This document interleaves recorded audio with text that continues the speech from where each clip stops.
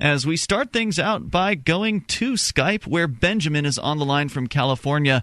Hey, Benjamin, you're on Free Talk Live. Hello, guys.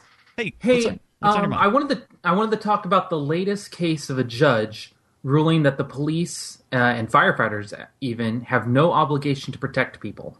The latest case, because this is has been a series of cases over a long period of time. This is just one of many. And I think it's an important foundational thing from which to start.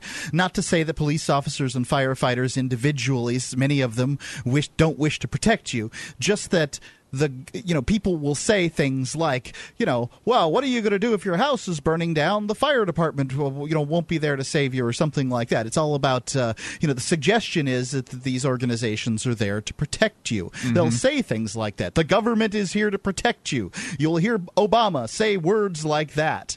And it's just not true. Either they are or they aren't. Well, what makes this case extra interesting, at least to me, is that not only did the police and firefighters not help, but they actively prevented onlookers from helping. What happened is a couple years ago in Alameda, California, there was a gentleman. He was distraught. He decided he's like 50 and walks out into the water in order to kill himself, apparently.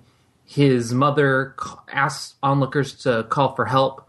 Police and firefighters show up. He's like 100 yards out in the water, but he's just standing there because it's so shallow. And they don't go in to help him for various reasons. And none. So just to clarify, he's walking out in the San Francisco Bay? Where is he walking? Yeah, it's basically out there, and he's just standing because where he is, it's so shallow. I mean, he's not, wading or anything. So he's announced that he intends to kill himself? Yeah. At least that's what his mother said. Isn't the reason that they don't go out kind of important?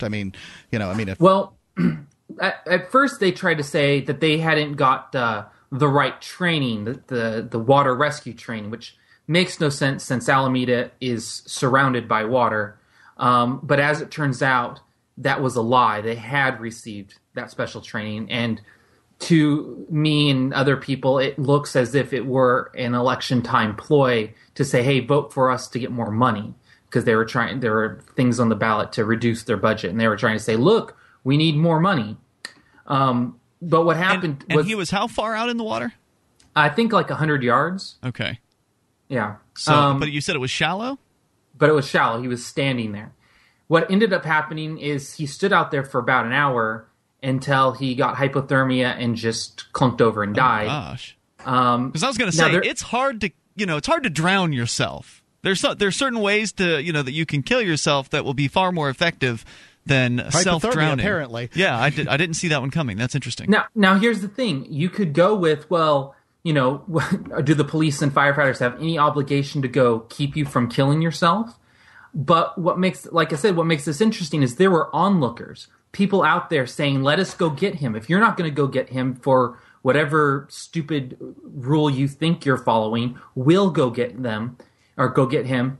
And the police and firefighters prevented people from going and getting him until he had died. And then they allowed a woman to go out to swim out there and bring him back, his dead body back in. Yeah, so I guess the question here is either they have an obligation to protect you if you wish to do something that might harm yourself, or they don't. Because in either case, a guy goes out there and he wishes to kill himself. They don't do anything about it. I don't really feel terrible about that in that circumstance. But somebody wants to go out and save him, which is at the same time, a brave and suicidal act.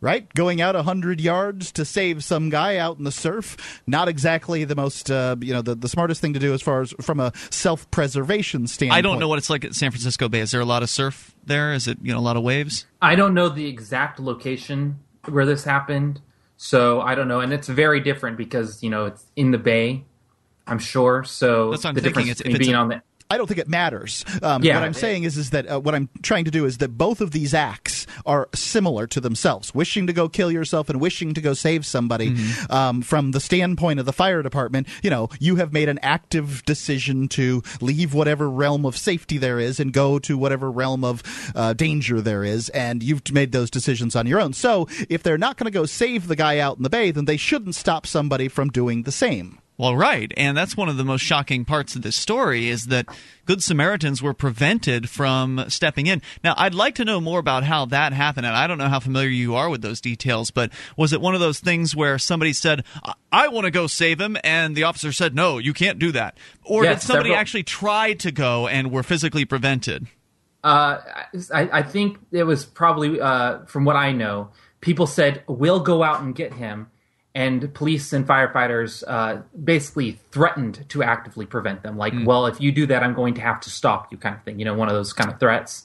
Where I don't know that they actually got into it where they had to do that. But I know at least there were, well, it would have been fascinating kind of thing. Had somebody actually attempted it. Because then they would have been called on their bluff, and if they weren't bluffing, they would have had to have arrested someone for trying to save a man's life. I mean, what would they charge him with? Interfering with an investigation? Probably. Interfering with government administration? I mean, it would look ridiculous for them. I mean, even more ridiculous. Yeah, but most people aren't, they aren't civil disobedience. No, they're not. Apparently not when someone's life is on the line. If a police officer or somebody says, look, you can't do that, otherwise I'm going to bring the force of the law against you, they're just not going to do it. I know, it's sad. People don't have any will. Yeah, and the way this all came out is because the guy's family sued, and the judge said, you have nothing to stand on. They didn't do anything wrong. In fact, he even said that they had done nothing wrong or something like that. Mm-hmm. I mean, because they have no obligation to protect. Yeah, he said they had no moral blame. In fact, I have the quote here. The court finds that under the circumstances presented, there was no moral blame attendant to the conduct of the responding officers and firefighters. That's right. Being part of the legal system completely exempts you from all morality. Apparently. I don't know. I mean, it seems to me that we've been hearing this for many years now, so it doesn't surprise us. Sure, but this may be the first time that somebody's hearing it tonight.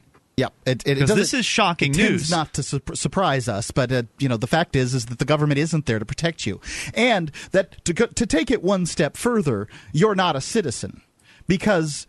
Now you've done it. What's that? Now you've done it. You're not a citizen of the United States of America. Make it 100% clear. But Mark, they tell you all the time that you are. Yeah, well, a citizen. The definition of a citizen is a person who has the duty, the obligation of allegiance because of a duty of protection or something like the duty of. Yeah, you got it reversed. Duty of allegiance because they give you an obligation of protection. Right, as though you'd signed some kind of an agreement with them. But at the very least, there would have been an agreement, right? Like even if it was a slavery agreement in the sense that you're forced into this agreement upon reaching the age of majority or whatever it is, as though that matters. It doesn't seem to matter at all. I wonder. They charged 12-year-olds with crimes all the time.